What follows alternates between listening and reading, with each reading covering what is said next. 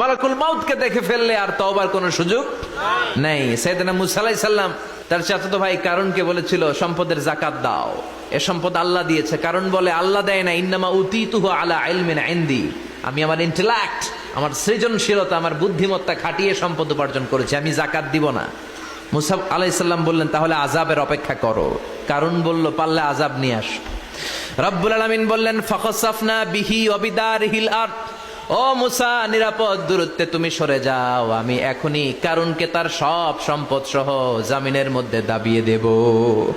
হাঁটু পর্যন্ত দেবে যায়, সে ভেবেছে আমি বেঁচে যাব, কোমর পর্যন্ত দেবে গিয়েছে বেঁচে যাব, গলা পর্যন্ত যখন দেবে গিয়েছে আর বাঁচার সুযোগ নাই। কারণ কয় মুসা সব সম্পত্তি তোরে আর তোর আল্লাহরে দিয়ে দিলাম, আমারে বাঁচা, আমারে বাঁচা, আমি তওবা করলাম। তখন কি তওবার সময় আছে?